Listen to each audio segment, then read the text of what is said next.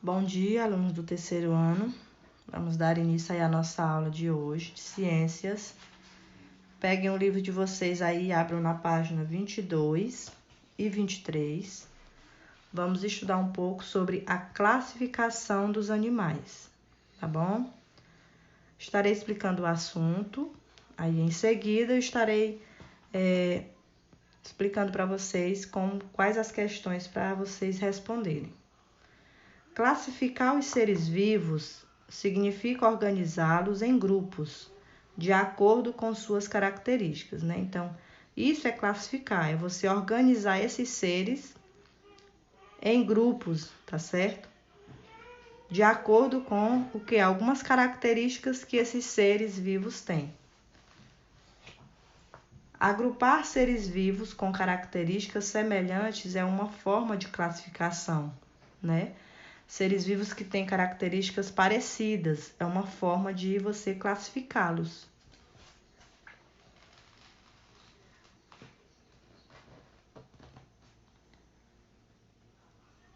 Os animais, por exemplo, podem ser classificados em herbívoros, carnívoros ou onívoros. Nesse caso, a característica escolhida para agrupar os animais é o tipo de alimentação, né? Ou seja, a característica que usou para classificar esse ser vivo foi o quê? O tipo de alimentação desse ser vivo, né? É uma forma de agrupar ou de caracterizar esses seres vivos. Outra característica que permite classificar os animais em dois grandes grupos é a presença ou ausência da coluna vertebral, né? Coluna vertebral é aquele osso que nós temos na costa, aqui bem no meio da costa, tá? Se chama coluna vertebral. Animais vertebrados, ele tem a coluna vertebral, né? Nós temos aí alguns exemplos. O sapo, né? O pássaro, o ser humano, né? Todos esses seres aqui, eles têm coluna vertebral. E quando ele tem coluna vertebral, eles são chamados de animais vertebrados, tá bom?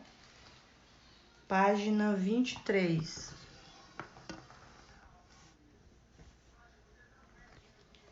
Animais invertebrados.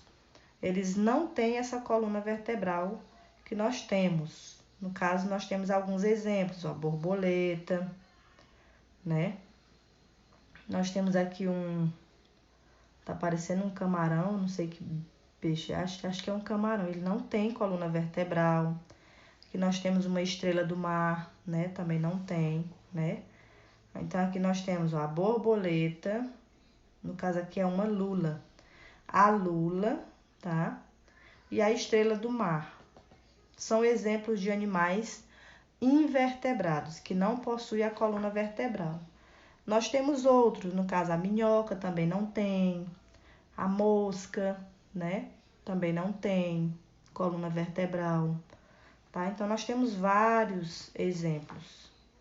Então, vamos lá para a atividade. Vocês vão responder somente a questão de número 1, que está na página 22, e a questão número 2, tá? Vamos lá aqui.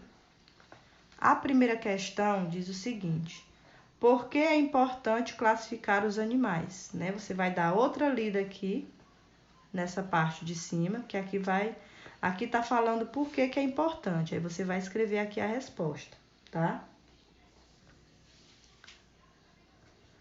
Ou você lendo aqui, o que está aqui nessa partezinha de cima, né? Ou na parte de baixo, você vai procurar mais ou menos por que é importante classificar os animais. Aí você vai escrever a resposta aqui. Você conhece algum exemplo de classificação de animais? Qual? Se você conhecer, você coloca aqui e vai dizer qual é essa classificação que você conhece, tá bom? Questão de número 2.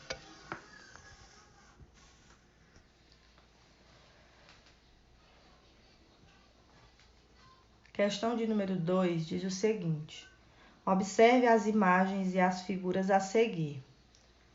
Que características apresentadas no texto da ficha podem ser usadas para classificar estes animais? Aí nós temos aqui o cupim e nós temos o tamanduá-bandeira. Nós temos aqui em cada um texto, né? Ou seja, uma ficha que foi usada para classificar esses animais, né? Falando um pouco sobre esses animais.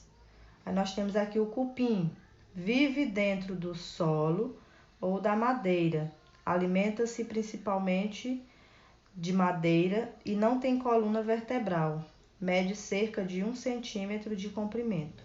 A tartaruga, o tamanduá, tamanduá-bandeira, possui o corpo coberto de pelos, alimenta-se de formigas e de cupins, pode atingir 2 metros de comprimento, né? Então, que características apresentadas aqui nos dois textos da ficha deles dois pode ser usadas para classificar